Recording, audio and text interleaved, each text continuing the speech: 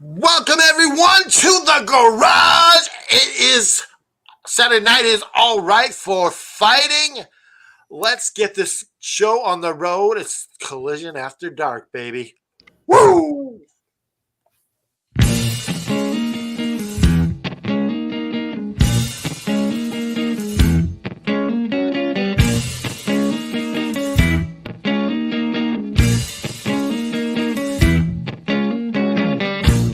Tell me what's my age. Tell me what's my occupation. Tell me what's my race. Tell me is it with inflation. Tell me what's my age. Tell me what's my race. Tell me all my sexual distaste. Tell me what you need. Tell me how you feel. Tell me all your information. I wanna know. I wanna know. I wanna know. I wanna know.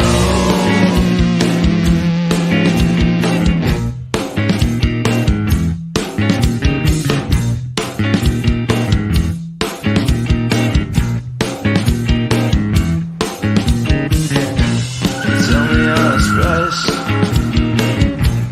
Tell me if the item is for sale, and tell me if it is.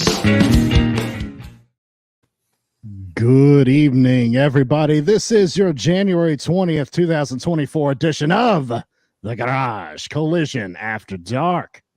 I am the host of this damn thing, the effing expert, Mr. Isaacs.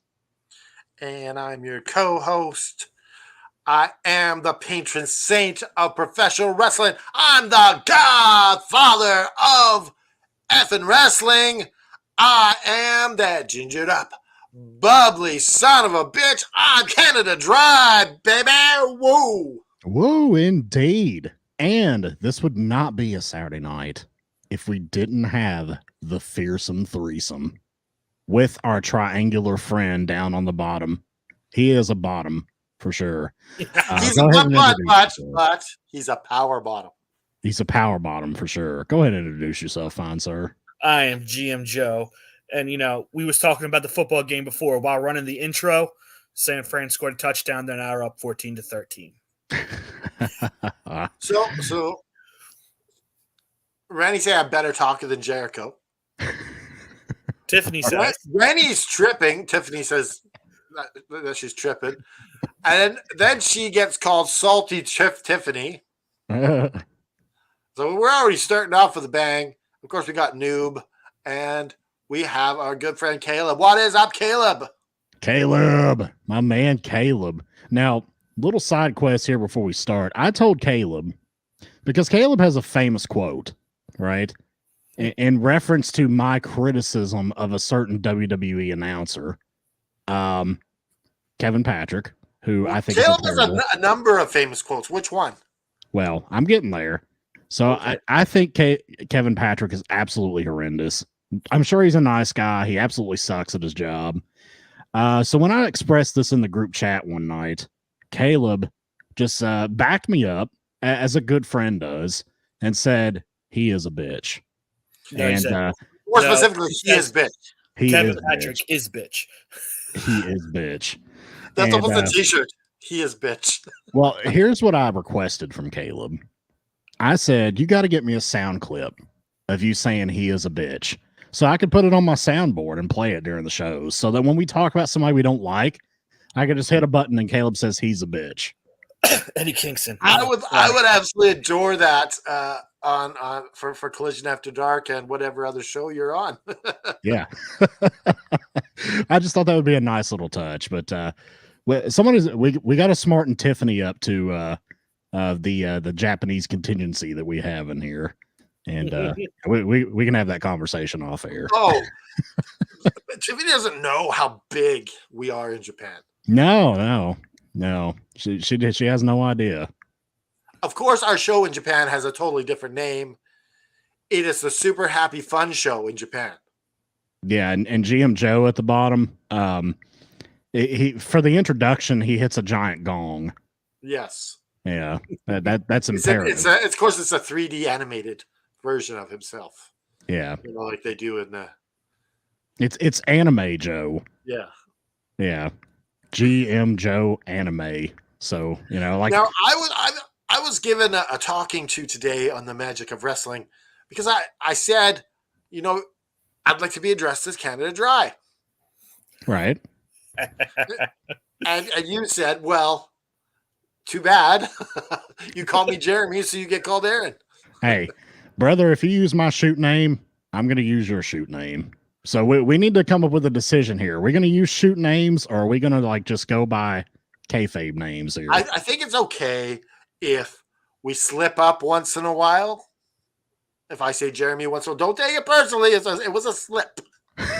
But in general, let's try and keep it to our names on the screen. Caleb is getting frustrated here. He says, let's talk about Collision, please. No, because we have to get this. Look, here's our kayfabe names: TDS number 1, TDS number 2, TDS number 3. Exactly. We should just call this the All Saints Hour. Halo's up. We should. Halo's up. Halo's up, baby. I got to find out if I beat Michael Smith tonight to win the championship. So I assume that's yet to be determined. Now, you got to spell my name right. There's 2 A's, not 2 R's. And That's essentially, Aaron. Canada Dry, is that like a special blend of, do you put fruit in it? Or Real quick. Tiffany It's like, saying Kingston, but what she doesn't realize is all 3 of us really don't like Kingston. this is the We Hate Kingston Hour. Yeah. we're gonna get to Eddie Kingston because I've got some more, because it's funny. Whenever I need backup, if Joe Graham's not around, I'm like, "What do you think about this, Mr. Expert?" we got to get the noobs in the chat in line with our Kingston criticism. Which look, it's going to get hot and heavy tonight. I promise you, because I have some stuff to say about Kingston. Oh yeah, absolutely. Now we got the number here on the bottom. For a good time, call 867-5309. If you don't know that number, you're too young. You need to get out. So for those of you in the chat, Rennie, Ayaka, Tiffany, and Caleb, do any of you know what that is? Do you have any idea what that number is? I bet money that Tiffany. I can think Tiffany probably. Tiffany's very culturally astute for her age. She knows a lot of old school stuff and wrestling and culture. So I'm sure she probably knows. But she's a big music fan, so yeah, she knows. There's a hint. There's a hint. All right, gentlemen. Has anyone ever tried to call this number? I have not. No, I have not. Remember when the rapper Mike Jones used to give his phone number out? Do you remember that? Could you imagine if that was really your phone number? When that song first came out? You're like, oh! Be like, nope, I'm getting a new number. I'm changing. Sorry, I can't do this. Do you guys remember the rapper Mike Jones from back in the 2000s? And he gave his phone number out on every song. Yeah. Yeah. Who, Mike Jones? Mike Jones. And he gave his number out literally on every single hit song he had and told people to call him. And I worked with some people and they're like, yeah, we called the number. He answered once, but then we called again later and it said the number was discontinued and out of service. It's a slamming number? What's a slamming number? A slamming number? What kind of numbers are you calling, Caleb? Well, that means they're slamming up. Yeah. All right, gentlemen. Let's go ahead and get to while we're here. Let's talk about Collision. Now, this is what I wanted to say. This is what I had a brain fart, but I remember now. Yeah, Hulk Hogan one time screwed up his Twitter and put his phone number out. On his Twitter. I think I remember that. Yeah, he was trying. He said, "Hey, give me a call, brother," and then put his phone number. Old people on social media don't mix well. I told you what a member of my family did on Facebook one time, right? Didn't I tell that story here a few weeks back? Yeah, I think I mentioned my dad asking for the 649 numbers, and then you said that. Yeah, like posting, talking shit about family members on an ABC News article. Yeah. Oh, I remember that. I'm telling you, man, especially the boomers. And I mean, God love them. You got to keep them away from their Do you know- phone. Really quickly, do you know what I hate? Is if you're not part of them, if you're not a millennial, everyone's a boomer. No, that's not true. No, that's what they use. They go, okay, boomer. It's like Well, I mean, everyone's there's a boomer if you're It's not a definitely millennial. like the word boomer is definitely taken on a very derogatory meaning. right. Even Do though you know there's a new category for video games called boomer shooters? I did not. What belongs to that category? Well, they're just like old school video So like games. Nintendo and No, Well, no, like- no, like no. We're Duck talking Hunt? like Missile Command and oh, asteroids. Centipede, all that good stuff. Yeah. So when it comes to generations, right? There's some that are called they're called cuspers, like they're on the cusp between a couple of them. Yeah. So me being 40 years old, I'm on the higher end of millennial, and I'm kind of like a cusper between millennial and Gen X. Yep. So the Gen Right there Xers are with going to you. be like your 50-year-olds, right? And the older millennials are like 40-year-olds. And the boomers are like 60-year-olds, which the whole idea and the name of baby boomer comes from the World War II era, Yeah. where there was a Everyone- huge boom in births from soldiers everyone coming came back home from and got it war on. in World War II. Yeah, they were having celebratory sex, and it created the boomer generation. That's where, like, at least for Joe and myself, that's where our parents came from. I assume, Joe, your parents are probably boomers, right? Might Yeah. as well. Yeah. Yeah. So, that's where the term boomer comes from for anybody out there who doesn't know or isn't like adept to social science. Yes. So- Throw it Anyway, up. okay, let's Wait, get wait, on wait, to collision. Let's get on. Throw to it up. You said you wanted to incorporate into more shows. The knowledge is power jingle. Oh yes. Hold on. Let me get it here.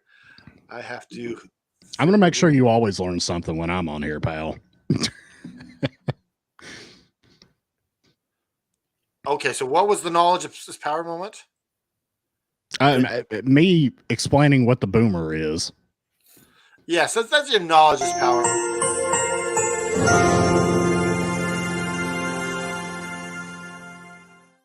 We taught you all about the generational divide. That's amazing. There you now, go.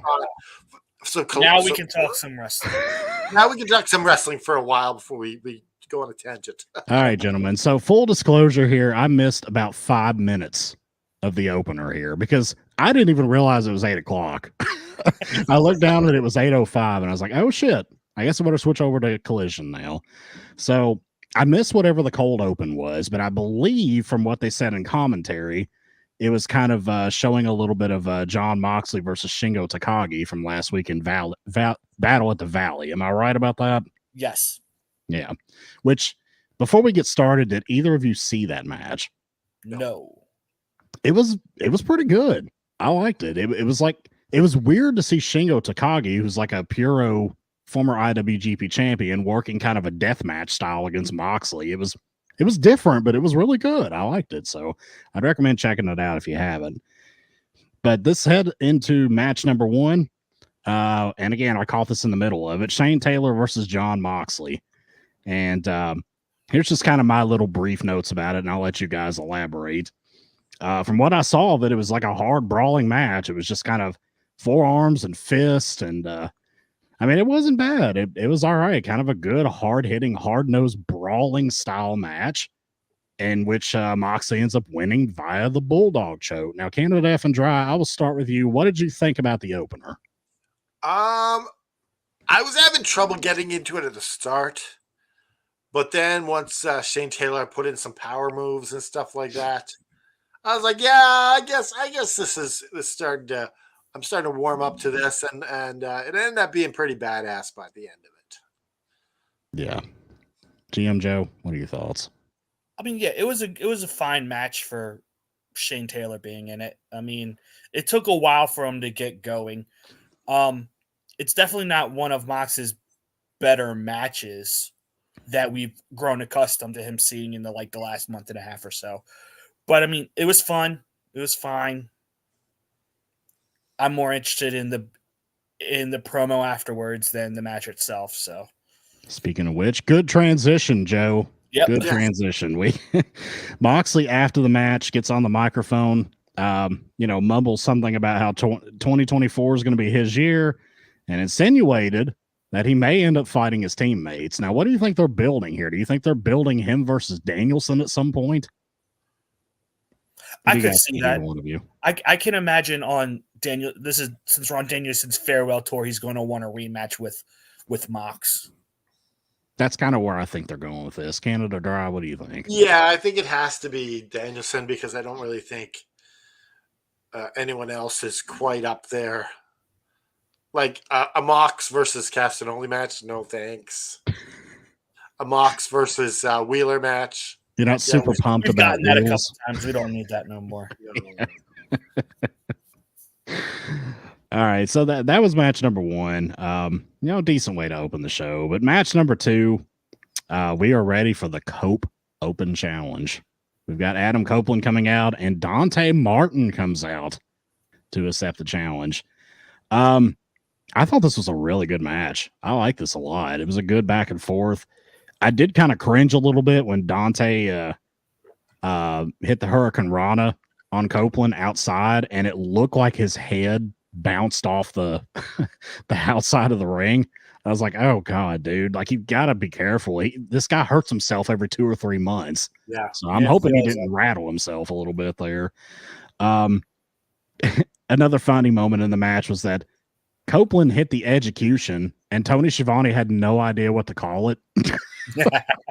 So he just hit the move and Schiavone's like, wow. And then just didn't even call a move name, just acted like it just didn't even happen. That happens every once in a while. Copeland ends up winning by crossface, which is now called the Grindhouse. He might have debuted that last week. I did not watch last week's Collision. Yes, he did debut it last week. I don't remember being called the Grindhouse. Did he give it a name, or is this the first time it was named? No, they called it that last week. They didn't really make a big deal out of it. But I was a big fan of this match. I like Dante Martin. I think he's really good, and especially at his age. I think he's going to grow into a very good performer. GM Joe, what did you think of match number 2, the Cope Open? Yeah, I enjoyed this match. I'm really digging Adam Copeland working with all the younger guys because it gives them a chance to shine. It gives him his story for building up to go after Christian. And they're just great matches. It's not like Adam Copeland is blown up 10 minutes into this match and he's not doing anything. They're legitimate 20-minute matches and they are fun to watch. Absolutely. Canada Dry. Yeah, I'm also loving that Adam Copeland is elevating all these young stars and giving them the spotlight. I thought that Dante Martin he looked really good. And I love how Edge and him just had some really good chemistry. I think this was probably the best match of the Cope Open so far. And I'm hoping that eventually some of the people answering the challenge are part of Christian's crew. Yeah. You got to think Nick Wayne's going to do it at some point. Now, I want Nick Wayne. I want Kill Switch. Now, for all the flowers we just gave him for working with all the young guys, next week, it's Adam Copeland versus Murder Grandpa Minoru Suzuki on Dynamite, and I can't wait. Yeah. That's going to be interesting, yeah, to see Adam Copeland working with Minoru Suzuki, which, God, Suzuki. This is going to be a dream match for him, because I don't think they've... yeah, I would imagine so. Yeah, definitely a badass for sure. So that'll be interesting to see how their styles work together. I've never seen Copeland work a Japanese style match. So it'll be kind of interesting to see what he does. Next week's Collision is looking like it's going to be amazing. This is on Dynamite. Copeland and Minoru Suzuki's on Dynamite. Oh, so we only on Dynamite? Oh, okay. That's because look, they can't put we much have the on other Dynamite. big match for Collision, though. What? We have the other big match for Collision. Yeah, that's why there's not match, much right? because that match is going to take forever. We got Lexi backstage with Danielson and Claudio. Danielson says that the loss to Kingston is his career low, and for Eddie, it's a career high. I thought that was kind of funny. He's not wrong.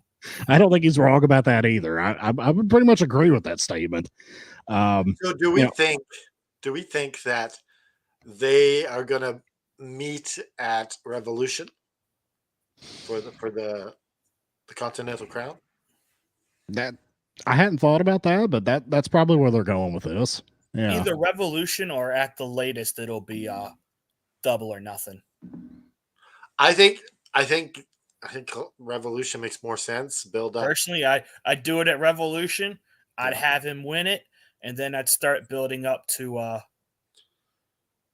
his big match at Wembley with who I think so to have them hold it all the way to Wembley. Yeah, why not? It's a possibility. Tony Khan likes to do this kind of long-term booking stuff, so I can see that. Going on, we've got Lexi backstage with Action Andretti and Top Flight. And Private Party interrupts out of nowhere to talk shit for some reason. And they challenge each other to a rematch. This was just kind of piss poor dialogue back and forth. Nothing really to note here. What did either of you think of this? I was very confused by this. I thought they were going to do a 6-man with Edge because they said some statement about, and they implied that Edge was going to team with Private Party or something like that. But I don't know. I really don't. Cat F and Dry, do you have any thoughts on this before we move on? This promo between Private Party and Top Flight. It is what it is. We'll just move right along. God, the best part was like they like halfway put a do-rag on Lexi and just sort of sat there. That was funny. That was pretty funny. And she seemed pretty amused by it too. Yeah. Who's Lexi dating? She is dating Big Bill. I think they're engaged, if I'm not mistaken. I have no idea. Yeah. Yeah, she's with Big Bill. You can Big find Bill pictures of them on her gets Instagram. Lexi. Big Bill hit the jackpot. He upgraded from Carmella to Lexi. So do you think that maybe he might eventually do the diamond cutter? I don't know. It's a very real possibility, man. I don't know. Maybe when he's in the bedroom, he's like, bang! It should be like, don't do my dad's stick, you sick fuck. He's like, stop doing my dad's finisher on me. Boy, that just went to a weird place. All right, gentlemen, we got match number 3. Thunder Rosa versus Queen Aminata. Now, Queen Aminata looks like $1 million, and she is pretty damn good in the ring. I kind of wish they would quit jobbing her out to people every week. Like, she's it's really still huge that she's getting this TV time, right? It is. Yeah, I want to see her actually start winning some. That's some of the things that wrestling fans don't get is that even if you're jobbing out on Dynamite or Raw, you're still being presented to a huge audience. Oh yeah, no doubt. And your indie fees go up. Yeah, absolutely. I would argue that, and I know I wasn't on that particular show, but this past Dynamite, I thought Hook looked like $1 million against Joe. I think Joe put him over in beating him. Yeah. And I thought that it really did a lot for Hook to elevate him. So I think that's a prime example of what you're talking about how you can lose and be elevated. And I think Samoa Joe was the perfect person to have that match against because he doesn't have no high flying style that make him look stupid. Yeah. It's like you have a smaller guy and then you got the other guy high flying and doing all these crazy moves. I love that match. I thought it was great. I thought it was a fantastic piece of storytelling. I thought it did a lot for Hook. And I thought it did a lot for Joe. I thought it was fantastic. I said, look, I know you said you weren't with us on Wednesday. I said that 20 minutes on Dynamite did more for Hook than the last 3.5 years. Yeah, 100% agree. Yeah. He looked like a badass that refused to lose and then just went out. I liked it. I thought it was cool. But getting back to Collision here, funny spot in this match, Thunder Rosa let go of a pin before Aminata kicked out. Did either of you catch that? No, I did not. I did not catch that. She had her rolled up, and before Amanada even started to kick out, Rosa let go of the pin. That's those small things you got to watch.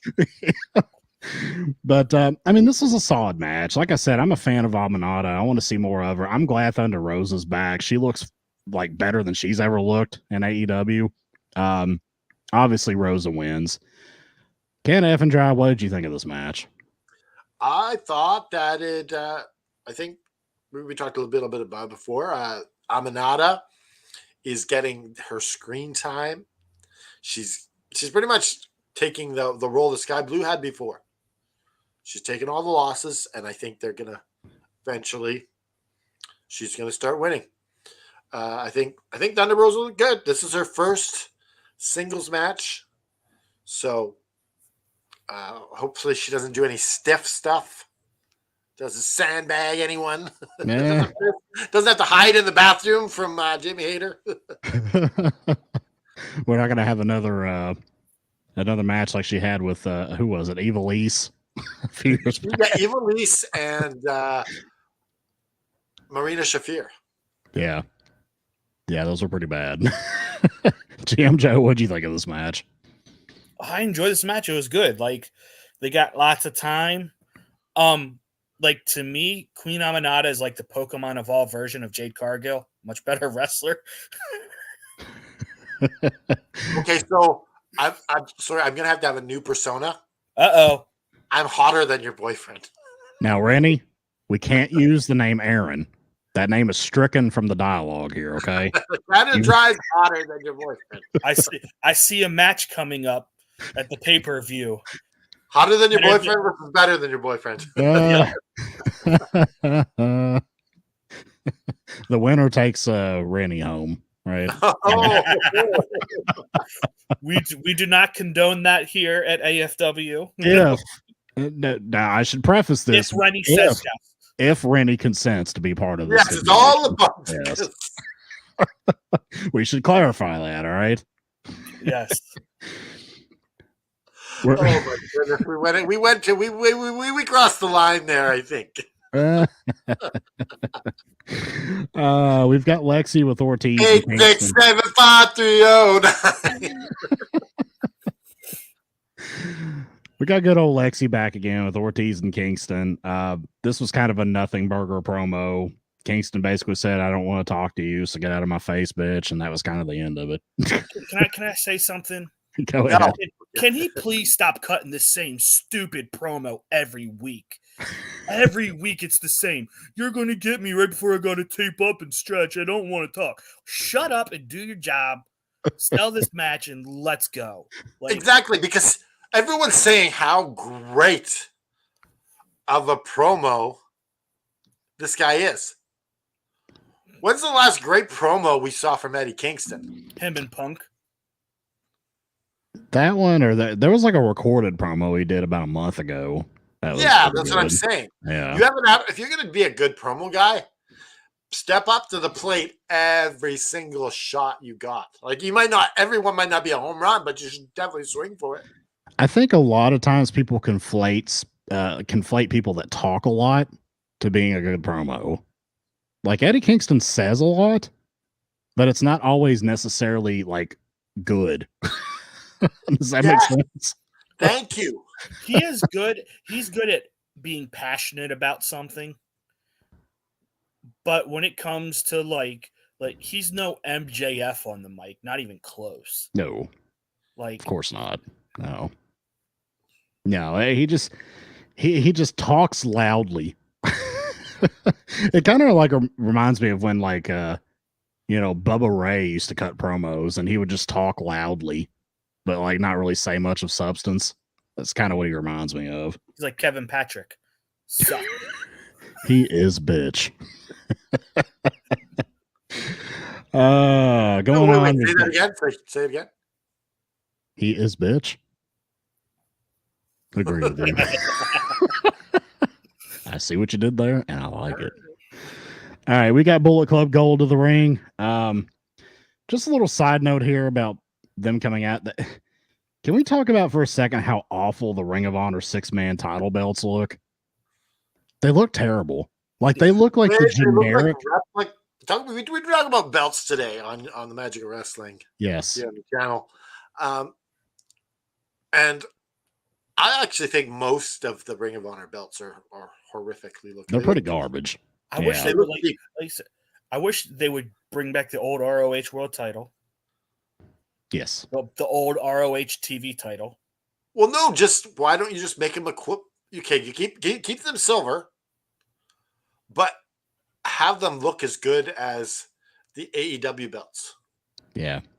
You don't need to make them gold. You can make them silver. That's fine, but just make them beautiful, shiny silver belts. Let me tell you what these belts remind me of. These belts remind me of, and I don't know if either of you had this experience or not, but when I was a kid, and I always liked any kind of like wrestling toy. This reminds me of like when you went to like the dollar store and they had like the generic wrestler, you know, like they had the guy that looked like the generic Hogan, and then they had like a generic luchador, and they would come with a title belt. That's what these belts look like. Now, with that said, you know what's the only thing worse than the ROH 6-man titles? What's that? Bullet Club Gold's new entrance music. I hate it. I think that's garbage. I don't like it either. I don't know why they changed it. Anyways, getting back to the segment here. Did you ever make a belt out of cardboard and tinfoil? No. I never did. I didn't have a lot of artistic skill like that. Yeah, no, me neither. I'm not like a crafty, artsy kind of guy. So we formed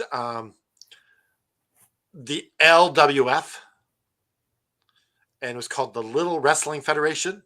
Oh, okay. Wrestled in my friend's backyard, and we had all the titles, all made out of cardboard and tinfoil. You just take a felt marker to the tinfoil belt. You make a little world on there, you know. Now here's a little side quest. When I was a teenager, you know, obviously that was kind of the tail end of the Attitude Era, and that's when backyard wrestling kind of became like a real thing. Yep. And like older kids were doing it. And I did it. Yeah, I did too. I didn't actually wrestle though, because like my friends were getting like bloodied up and like getting concussed and shit. So I'm like, you know, how about I be the ring announcer? So like I was the guy. We had a PA set up, and I literally was like the ring announcer for the Backyard Wrestling Federation. Now, were the results were they predetermined, or was this more UFC style with wrestling involved?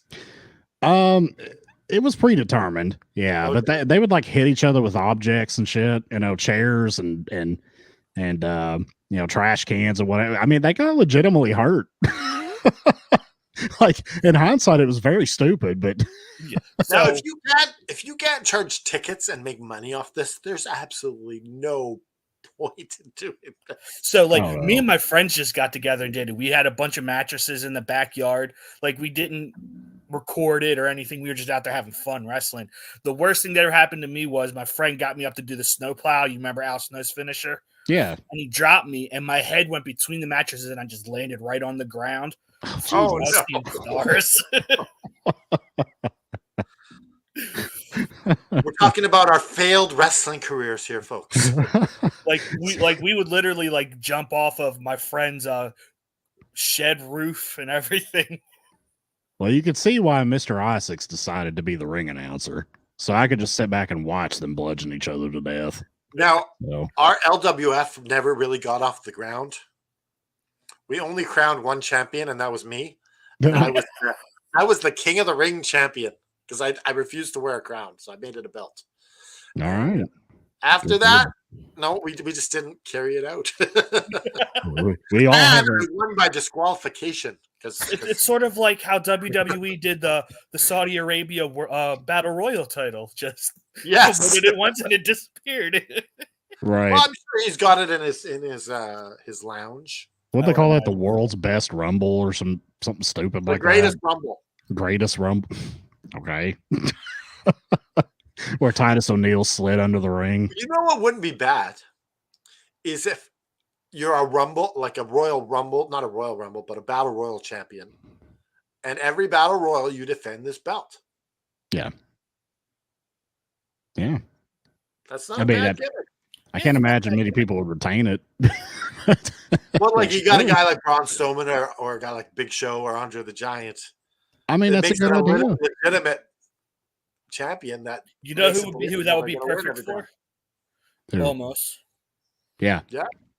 Yeah. I mean, you put it on a big guy, have that green title that Braun Strowman won in that first one, and just have him show up at Saudi Arabia every year and defend it. Yeah. Well, even it would even work in AEW for like some of the bigger guys. Yeah. Like, where's Like, give it Satnam that- Singh been? Yeah, Like, give it to Satnam yeah. Singh. Let him be get the him out champion there. for a while. Let him do Or something. like have him lose it to Archer or something. When was the last time he even wrestled? Yeah, like he hasn't done much. He just kind of vanished. Yeah. He wasn't. He Well, was he probably was- in he's in some the multi-man promos. match. What's that, Joe? He's probably in some multi-man. I think the last time I remember was a multi-man match where he was that whole thing with who was it? One of the Briscoe brothers when they were down on their farm and all that Yeah. Oh yes. with Mark Briscoe and all that. I think that was the last time he was involved in a match. I hope he's getting some training or something because, he's got a great look about him. I think he could be an attraction. He's got some great trainers too. Yeah. Especially if they want to expand into India at any point. She'll let a guy that could be better than the Great Khali. Anybody could be better than the Great Khali. Good Lord. The Great Khali literally killed somebody training wrestling and became the biggest draw in India. Anyways, getting back to Bullet Club Gold here. The Acclaimed Daddy Ass come out. They want to merge as one group, and they form the Bang Bang Scissor Gang. Guys, what do we make of the Bang Bang Scissor Gang? Canada Dry, I'll start with you. Well, I don't mind that as a nickname, but hopefully they still make it Bullet Club Gold. Is Bullet Club just gone then? I don't know. Or Joe, what do you think? I'm surprised they did it tonight. I thought for sure they were going to drag this out a little bit longer, but I'm all for it. Like I said, my hope is that this leads to a unification of these two sets of titles. I think that's where this is going. I don't care. And like I said, we can have, because Bullet Club has been getting a lot of really big pops. You could turn the Acclaimed and Daddy Ass heel and have Bullet Club sit there and be the faces, or you could run this out until Juice comes back and you can have Juice be the reason why Bullet Club wins all the gold. So yeah, I figured when they pulled the trigger on this that this was a way of unifying those two belts, those two championships. Yeah, that was my thought. And moving on from here, we've got. Would you want to say something? Yeah, I was gonna say. I think that it's gonna. Shit, I just forgot what I was gonna say. Do you want to move on? Yeah, let's move on. All right, let's move on. We've got a Tony Storm backstage promo. Who was she talking about here? Perazo? Is this who she was talking Deanna about? Peraza. Okay, I didn't catch who she was talking about. I just heard her saying something about how she's going to eat her. So once again, they had I'm going for my pork dinner now. Yeah. So Deanna Peraza had a match on Dynamite, and our champion was out at commentary, and afterwards, I don't remember you. They did a little bit of talking back and forth. Yeah. So. Okay.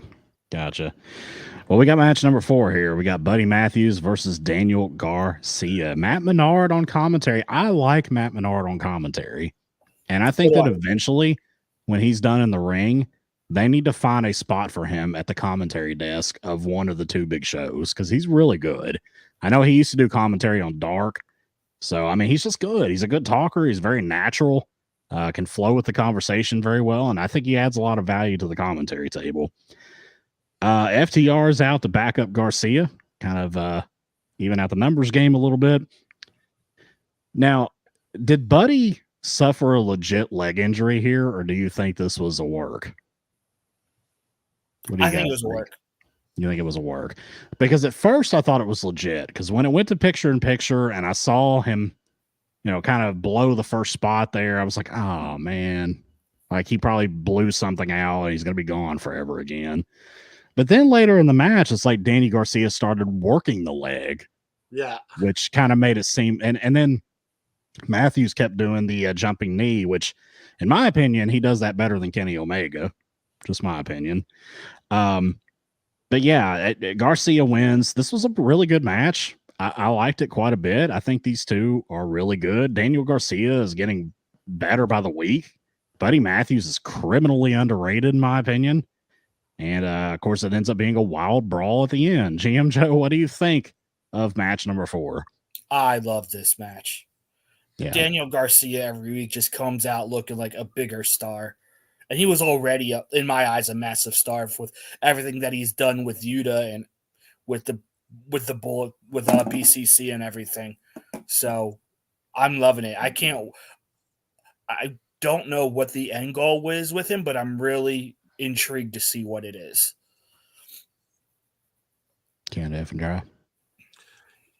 Wow, this match was so good. I didn't think it was going to be this good. It could have easily been the main event. Yeah. Garcia with the tribute to Bret Hart doing the rope thing. Yeah. The figure 4 around the turnbuckles.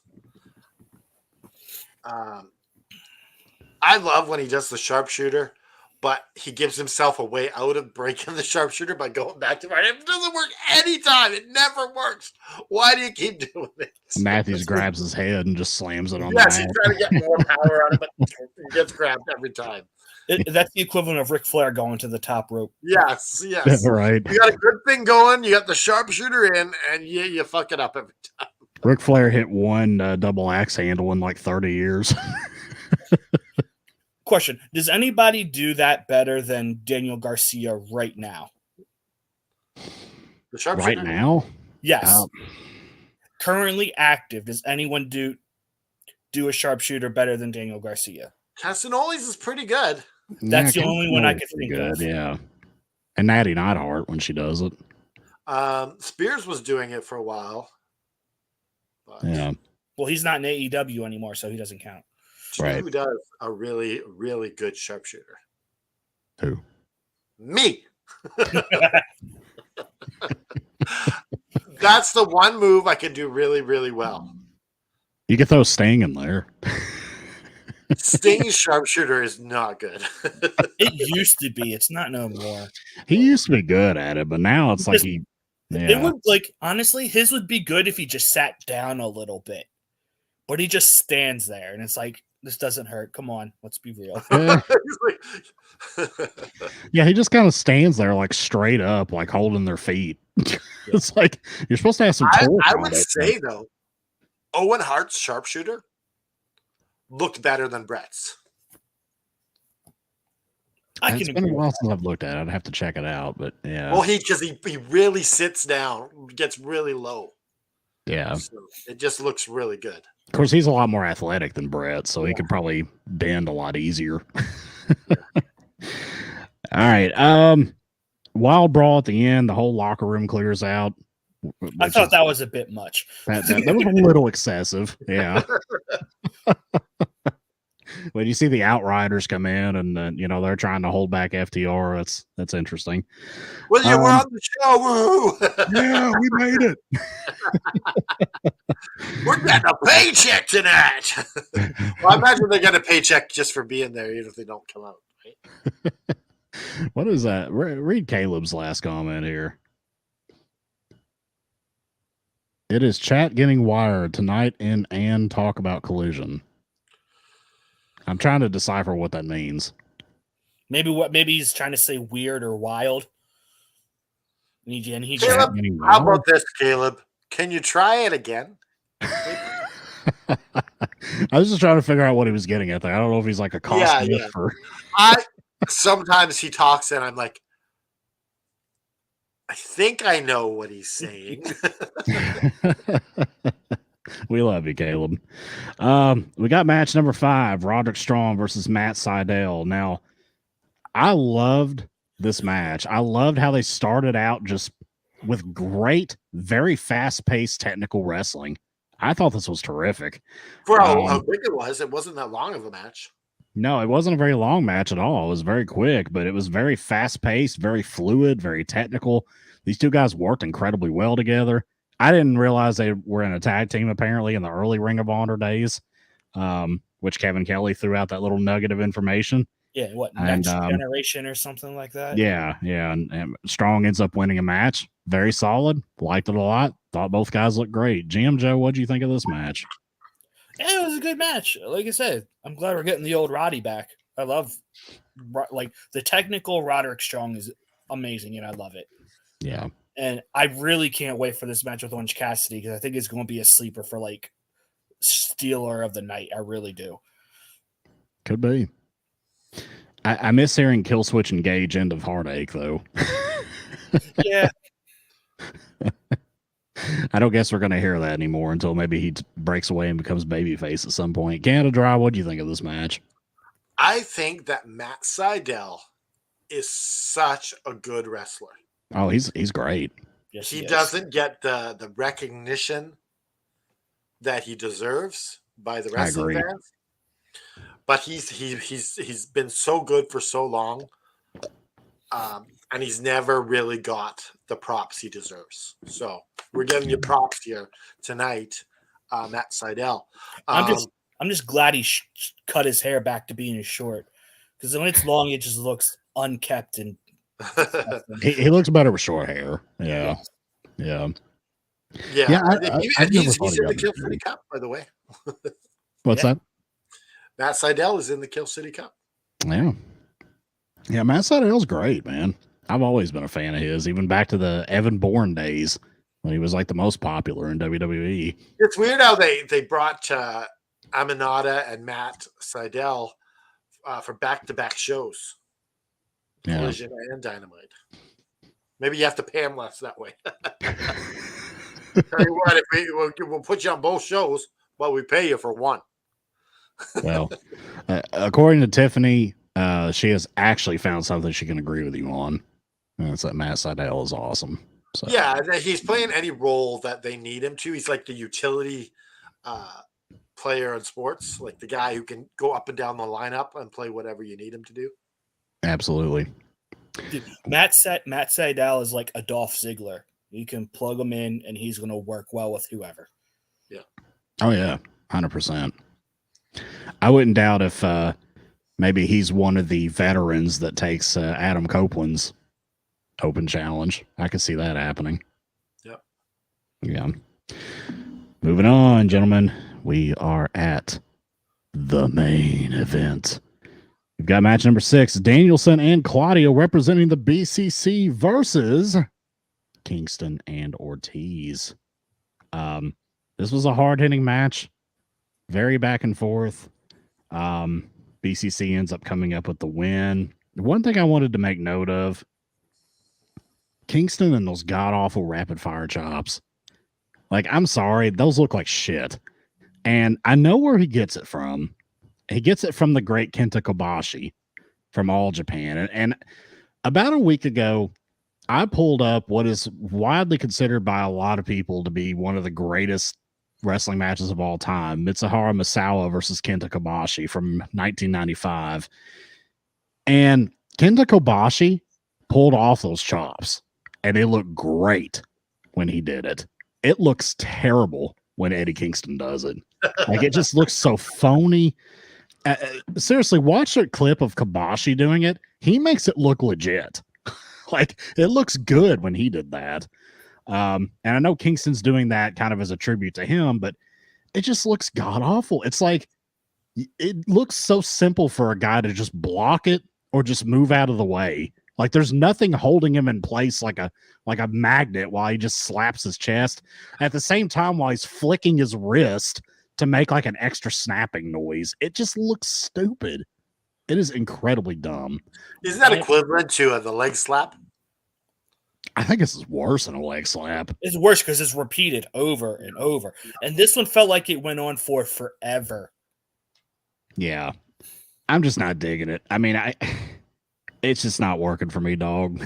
It's just That's a no for me, dog. In the words of Randy Jackson, it's a no from me, dog. Yep. That's where I'm getting that from. But yeah, it's I mean, this was a pretty good match. I didn't love it. I didn't hate it. Danielson was by far the best part of it. Without a doubt. If you can read my comment, if not work for me, I love you all. Caleb, we've been reading your comments. Into that sentence. Like 3 separate things he's fitting into that one sentence. So I'm kind of like digging this match, and I'm kind of not digging this match at the same time. But I'll throw it to you guys to see what you think. Canada F and Dry, I'll start with you. What do you think of the main event? It wasn't the best main event. I don't like Ortiz. I don't like Eddie Kingston. I barely like Castagnoli. Yeah, I'm not. There's one guy in the whole match I like. So it was an okay match. It wasn't the best. It wasn't horrible.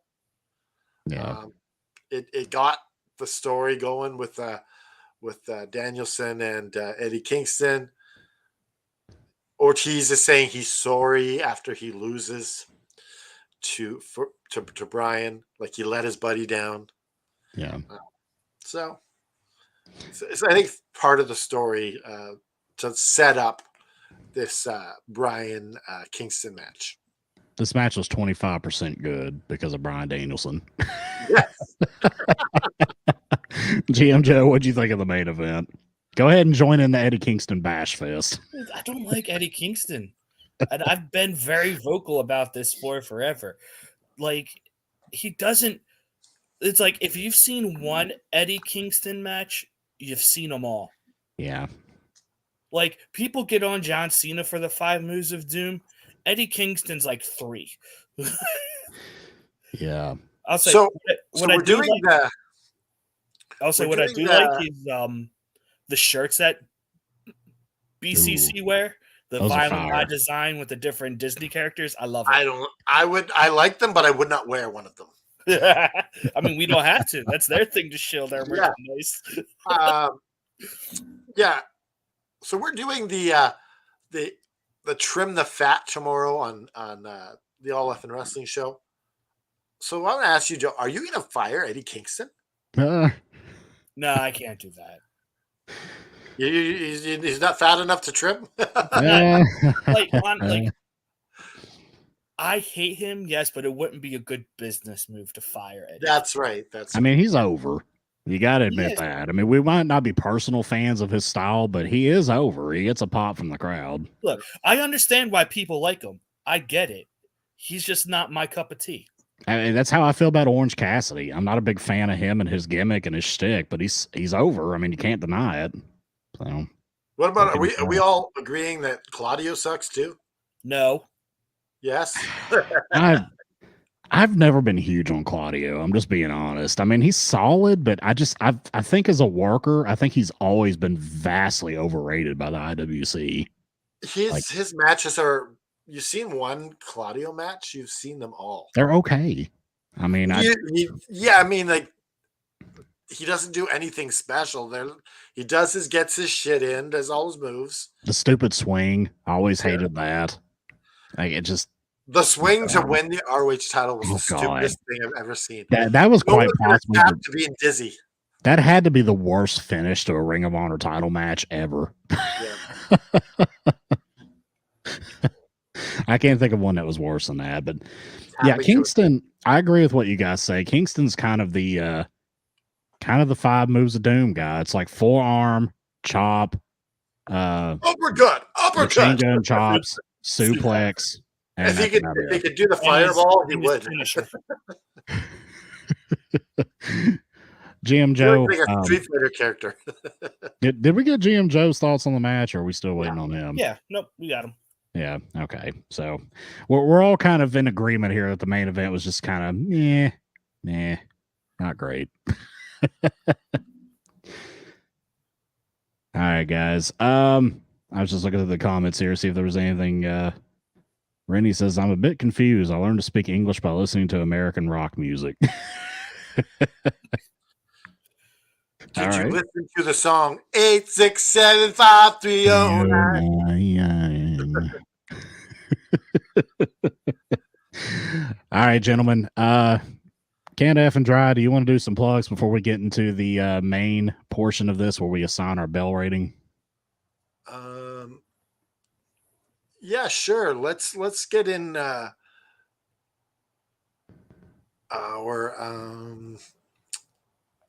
FTW promo. Determination, perseverance. These are the qualities that make a champion. Do you have what it takes to be the next wrestling superstar? Are you ready to turn your dreams into a reality? At Fight the World Wrestling's World Wrestling Academy, we can help you become the champion you were meant to be. Our world travel trainers, Brian Idol and Natalia Markova, are well-known industry professionals with years of experience in the world of wrestling. From the basics to advanced techniques, they are dedicated to help give you the tools that you need to succeed in the ring. Our training program is tailored to challenge you, push you to your limits, and help you discover your full potential. Come join our diverse group of talent. Join us at Fight the World Wrestling's World Wrestling Academy and make your dream a reality. Visit our website or contact us to learn more and start your journey to the top today. Today. And they're $250 a month. And they're based out of Largo, Florida. And they're good friends of the show, Natalia Markova, Brian Idol. Real quick, you see Brian Idol has a new title to his collection? Which was that? The WWC television title. The World Council. That's out of Puerto Rico, I believe, right? Yeah. Yeah. He wrestled there tonight. Yep. He is the along new with Natalia Markova wrestled. I've got a clip of that match sitting in my Google Drive. So I'm going to be checking that out in a few minutes here. Nice. Sweet. All right.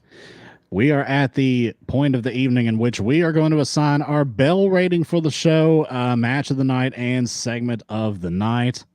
I will start this time with GM Joe. Okay, so match of the night is... I'm going to go with Daniel Garcia, his match. I really enjoyed that. Segment of the night? I guess I'll give it to Adam Copeland, his after-match promo. Like, there wasn't too many great segments tonight that really stick out. But overall, like, I really enjoyed tonight. I'm going with 4 bells. Like, I had fun. Even with the main event with Eddie Kingston ruining it, BCC won. I can't be mad about that. So, all right, can't F and draw. I'm gonna go with. I really like that Daniel Garcia match, but just to be different, I'm gonna go with Edge versus Dante Martin. I thought they did a great job, and honestly, you could have made that the main event, or you could have made Garcia the main event. Yep. Yeah. But yeah, I thought it was great. I'm going to say my segment of the night is the Bullet Club Gold and the Bang Bang Scissor Gang joining forces. So yeah, that, and I'm going to give this a 4.25. All right. So for me, I'm going to give the match of the night to also Adam Copeland versus Dante Martin. That was my favorite match of the evening. Very, very close.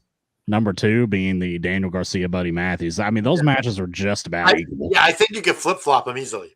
Yeah, absolutely. Segment of the night. This not a very segment heavy show, but I guess I got to go with the Acclaim and Bullet Club Gold. It kind of had the most meaning and got the most crowd reaction. Bell rating. I thought this was a very solid show. I felt invested all the way through it. I liked every single match. I'm gonna go with 4 bells. I thought this was a very solid collision. Wow. Yeah, I know. You guys probably were expecting a 3 from me. Rating in a while. 4.083 repeating is our average. Ooh, repeating. Yeah, You get that repeating number. 4.08333333333333. Statistical Quick, anomaly. we'll end up back in time like with Bender when he had the tattoo on his ass. Overall, I thought this was a really good collision. Like this one had me invested from beginning to end, and it's been a little while since one's got me like that. Yeah, we're getting that cage match next week. I was gonna say we didn't even talk about the cage match. Yeah, we're getting the cage match next week. 6-man tag elimination cage match. Did we get any other matches announced for Collision, or is this the only one? No, that was it for Collision. Like I said, we got for Dynamite, we got Adam Copeland and Minoru Suzuki. So if you're in AFW, we got a really good card next week. We're going to include the Collision, I'm assuming. I would hope so. That'll be gold. Because I really don't know. Either one of those two teams can win. Like that's not you a very could also add obvious who's going to be the last man standing, who's going to be eliminated first. You can add that all in there too. Yeah. You know what would be a good question for that match? Who in the match is going to bleed first? Because somebody's going to bleed. Yeah, it's a 6-man cage match. There's got to be. Yeah, somebody's going to get busted. You'll mention that in the group chat if I don't. Okay. Yeah. So I think that would be a good question for that match. Is who's going to bleed? Because somebody's going to bleed. That's real answer. Would be John Moxley jumping in to break up. Somehow John Moxley gets himself. Then quickly eliminates himself. See, that's what makes it exciting to me is that Moxley's not in the match and it's a cage match, so you know somebody's going to bleed. You know it's not going to be John Moxley. So there you go. He really maybe Garcia. Who knows? He is the tiny guy. It puts the spotlight on him. Well, he is also the tiny guy who can just throw him around like a rag doll in that match. Garcia is looking a lot better here lately. The other person I think who might bleed is Brody King. I can see him. Yeah, Brody King likes to bleed too. Yeah, and he just like what I really want is I want him to have that white face and just have the red blood over it. It looks so fucking awesome. I don't think Malachi Black wants to bleed because it's gonna wreck his face paint. Right. I'm thinking it's probably going to be like Dax. I'm thinking he's probably the bald head tends to like they bald heads tend to bleed more than like heads with hair. Let's be honest here. I got no padding up here. Like if we had a AFW cage match and JFB was in it, that dome is getting split. He's like, damn it, Canada Dry, why'd you blade me? I didn't think you knew how to do it. GM Joe, I don't know if you're still watching the football game. The Packers are back up 21-17 with 2 minutes left. Yeah, I got it on right here. Yeah, as do I. So I would like to see the Packers get an upset here. I'd like to see that. A lot of people think make a comment. You don't have a lot of counter space back there. No, I don't. I don't have a lot of counter space. You're trying to fit in to cut some stuff. Well, I've got more counter on the fridge on the other side of the wall. I've got more counter, and then I have a big like white table right there that I kind of use for counter space too. But I don't have a ton of counter space in this apartment. I do have a kitchen island that I haven't put together yet. Oh. So I got it's still sitting in the back of my truck right now. I got to get it out. There's a water bottle on the floor since early today. It was in the back. San Francisco just scored a touchdown. Oh yeah, nice. Yeah, the water bottle, it fell off the counter. It was empty. I think one of the kids had it and drank it and just put it back on the counter, and I just haven't picked it up yet. We'll see if it's there next week. I'll leave it there just for you, or I'll put another one there and pretend that it was it. Yeah. You should just have it slowly move forward every Saturday night. Yeah. And then one day you can have it hanging from a string like it's floating. I'll just have it progressively get closer, and then all of a sudden it'll just be sitting right here, and I won't acknowledge it the whole show, but I'll just leave it sitting right here in front of my camera. Oh, gosh. All right, gentlemen. Have we got any closing thoughts here? Or Canada Dry, do you want to see us out with the closing festivities? Yeah, if someone else wants to do it, I'm fine. I did it on Magic, so okay, it's leaving it. Give it to you guys. Joe. Give it the. God, I wasn't expecting to do this. All right, everybody, listen up. It's a new year. we got to start the year off positive with that positive thinking. Positive thinking goes such a long way with just healthy living.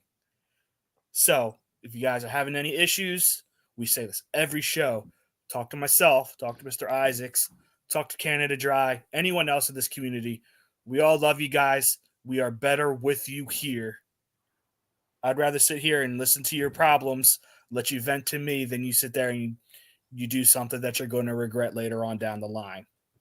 So like I said, like we say every week, pick yourself up, dust your shoulders off, get that fist out, and just keep fighting. And I totally wasn't ready with the outro. I was like, what's he gonna say? Asleep at the switch. All right, guys.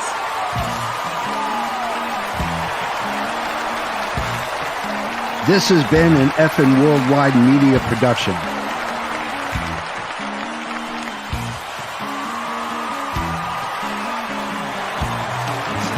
You can find us on all social media platforms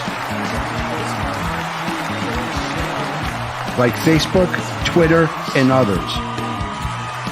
Head over to our YouTube channel at youtube.com/effing wrestling. And while you're there, click like and subscribe. Want some swag? Head to our store at prowrestlingtees.com/effing wrestling. You can find all these links and much more at our awesome website, effingwrestling.com. As the JFB always says, you can book it. What you guys think of the show? Thought it was a 10. We did outstanding tonight. I thought that Mr. Isaacs has some brilliant points. This is true. Mr. Isaacs? Yeah, he's brilliant. He's such a brilliant man. Mr. Isaacs? Oh, yeah. I like that Jeremy kid.